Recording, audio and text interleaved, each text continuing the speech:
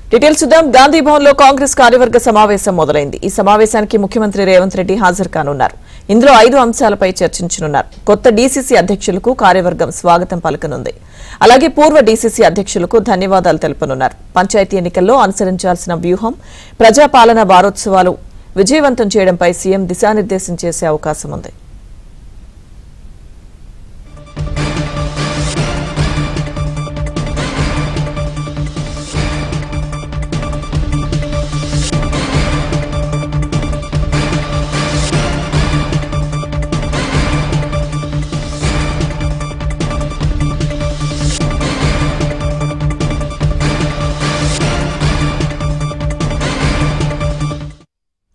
గాంధీ భవన్ లో కాంగ్రెస్ కార్యవర్గ సమావేశం మొదలైంది. ఈ సమావేశానికి ముఖ్యమంత్రి రేవంత్ రెడ్డి హాజరు కానున్నారు. పూర్తి సమాచారం మా ప్రతినిధి సిద్ధార్థ్ అందిస్తారు ఫోన్ లైన్ ద్వారా.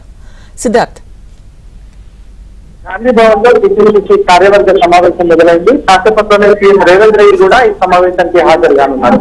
ప్రస్తుతం PCC chief Mahesh Kumar Goud, party in charge Meenakshi Natarajan, party general సెక్రటరీలు, అదేవిధంగా వైస్ ప్రెసిడెంట్లు, డీసీసీ అధ్యక్షులుగా మొన్నటి వరకు పనిచేసినటువంటి వాళ్ళు ప్రస్తుతం డీసీసీ అధ్యక్షులుగా కొత్తగా నియామకమైనటువంటి వారు హాజరయ్యారు. ఇందులో 5 అంశాలతోనే ఎజెండా సిద్ధమైంది. ముఖ్యంగా స్థానిక సంస్థల ఎన్నికల్లో కాంగ్రెస్ పార్టీ స్ట్రాటజీ ఏ విధంగా ఉండాలనే అంశానికి సంబంధించి, దాంతోపాటు కార్యక్రమాల నిర్వహణ అయితే ఏఐసీసీ కార్యక్రమాలు కానీ, రాష్ట్ర కార్యక్రమాలు కానీ, పార్టీ తరఫున ఎలాంటి కార్యక్రమాలు నిర్వహించాలి, ముఖ్యంగా పార్టీ ప్రభుత్వం చేస్తున్నటువంటి అభివృద్ధి కార్యక్రమాలను, సంక్షేమ పథకాలని ప్రజల్లోకి ఏ విధంగా తీసుకువెళ్లాలనే అంశానికి సంబంధించి చర్చించనున్నారు.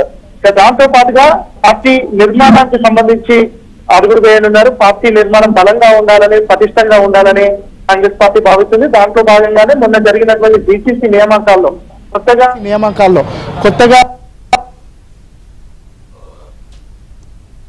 28 పార్టీని పటిష్టంగా ఉండేందుకు కావాల్సినటువంటి కార్యాచరణను రూపొందించనున్నారు. ప్రభుత్వం నిర్వహిస్తున్నటువంటి ప్రజాపాలన వారోత్సవాలను విజయవంతం చేయడానికి పార్టీ పరంగా ఏ విధమైన కార్యక్రమాలు నిర్వహించాలనే అంశానికి సంబంధించి కూడా ఈరోజు చర్చించనున్నారు. భవిష్యత్తులో పార్టీకి సంబంధించినటువంటి డిసిప్లిన్ కి సంబంధించిన అంశాలు కావచ్చు, లేదంటే పార్టీలో ఉన్నటువంటి అంతర్గత సమస్యలు కావచ్చు, వీటన్ని ఇకపైన ఇబ్బంది పెట్టకుండా ఉండేందుకు ఏ విధమైన వ్యూహాన్ని రచించాలి అనే అంశానికి సంబంధించి సీఎం రేవంత్ రెడ్డి నేతలను ఉద్దేశించి దిశానిర్దేశం చేయనున్నారు. ఏఐసీసీ కార్యక్రమాలు ఇటు కేంద్రానికి వ్యతిరేకంగా ముఖ్యంగా ఓట్ చోరీకి సంబంధించినటువంటి కార్యక్రమాలు కానీ, రాష్ట్రంలో అధికారంలో ఉన్నప్పటికీ కేంద్ర ప్రభుత్వం తెలంగాణపై అనుసరిస్తున్నటువంటి విధానాలకు వ్యతిరేకంగా కార్యక్రమాల్ని నిర్వహించాలని కాంగ్రెస్ పార్టీ భావిస్తుంది. దానికి సంబంధించిన కార్యక్రమాలు ఏ విధంగా ముందుకు తీసుకువెళ్లాలనే అంశానికి సంబంధించి ఈరోజు దిశానిర్దేశం చేయనున్నారు. గతంలో లాగా కాకుండా ఈసారి నుంచి ఇటు డీసీసీ అధ్యక్షులకు ఫుల్ పవర్స్ ఇచ్చారు. వాళ్ళు ఒక సెంటర్ ఆఫ్ అట్రాక్షన్గా కానున్నారు. డీసీసీ అధ్యక్షులకు పూర్తి స్వేచ్ఛనిచ్చి ఆ జిల్లాలో కార్యక్రమాలు విరివిగా చేయడము, ఆ జిల్లాలో ఉన్నటువంటి సమస్యలను వెంటనే సార్ట్అవుట్ చేయడము, కార్యకర్తలందరినీ సమన్వయపరచడం, భవిష్యత్తులో రానున్నటువంటి స్థానిక సంస్థల ఎన్నికలు, దాంతోపాటు ఎంపీటీసీ, జెడ్పీటీసీ ఎన్నికలను కూడా విజయవంతంగా కాంగ్రెస్ పెట్టుకున్నటువంటి టార్గెట్ని రీచ్ కావడానికి ఏ విధంగా ముందుకు వెళ్లాలనే అంశానికి సంబంధించి సీఎం రేవంత్ రెడ్డి దిశానిర్దేశం చేయనున్నారు. ఇక అధ్యక్షుని అనుమతితో మరికొన్ని అంశాలకు సంబంధించినటువంటి అంశాలను కూడా ఈరోజు చర్చించనున్నారు. మొత్తానికైతే కార్యవర్గ సమావేశానికి మరి కాసేపట్లోనే సీఎం రేవంత్ రెడ్డి రానున్నారు. ఇప్పటికే మీనాక్షి నటరాజన్, పీసీసీ చీఫ్ మహేష్ కుమార్ గౌడ్ మాట్లాడారు. సీఎం రేవంత్ రెడ్డి వచ్చిన తర్వాత కొత్తగా నియామకమైనటువంటి డీసీసీ అధ్యక్షులకు నియామక పత్రాలు అందివనున్నారు. ఇన్ని రోజులు పనిచేసినటువంటి డీసీసీ అధ్యక్షులకు అభినందనలు తెలిపే ఒక తీర్మానాన్ని కూడా ప్రవేశపెట్టనున్నారు. భవిష్యత్తులో కాంగ్రెస్ పార్టీ ఏ విధమైన కార్యక్రమాలు తీసుకోవాలి, దాన్ని ఏ విధంగా విజయవంతం చేయాలనే అంశానికి సంబంధించి కూడా ఈరోజు జరగనున్నటువంటి కార్యవర్గ సమావేశంలో చర్చించనున్నారు. ఇక డీసీసీ ఇప్పటికే 6 నెలల క్రితము వైస్ ప్రెసిడెంట్లు, జనరల్ సెక్రటరీలు నియామకమయ్యారు. వాళ్ళ పనితీరు అసంతృప్తిగా ఉన్నట్లు కాంగ్రెస్ పెద్దలు భావిస్తున్నారు. వాళ్ళకు 6 నెలల నుంచి ఇప్పటి వరకు వాళ్ళు చేసినటువంటి ప్రోగ్రెస్, వాళ్ళు పాల్గొన్నటువంటి కార్యక్రమాలు, వాళ్ళు నిర్వహించినటువంటి పనులు, పాల్గొన్నటువంటి కార్యక్రమాలు వీటన్నిటికి సంబంధించి ఎప్పటికప్పుడు నివేదిక ఇవ్వాలని మీనాక్షి నటరాజన్ ఆదేశించనున్నారు. 6 నెలల నుంచి డీసీసీలు వైస్ ప్రెసిడెంట్లు కానీ జనరల్ సెక్రటరీలు కానీ వాళ్ళు ఎలాంటి పనులు చేయలేదు, వాళ్ళు పార్టీ కోసం పాటుపడలేదు అనే ఒక అసంతృప్తి ఉంది.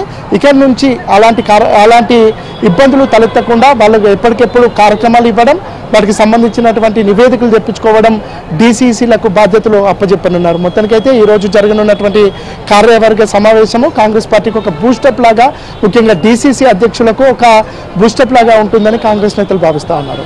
సిద్ధార్థ్, అయితే అంటే మరోవైపు జిల్లాల పర్యటన కూడా సిద్ధమవుతున్న నేపథ్యం కనిపిస్తోంది. అలాగే ప్రజాపాలన వారోత్సవాలకి సంబంధించి ఇంకా భవిష్యత్తులో ఏ విధంగా ముందుకు వెళ్ళాలి, ఈ అంశాలపై కూడా ఈ రోజు మీటింగ్ లో చర్చించే అవకాశం ఉందా?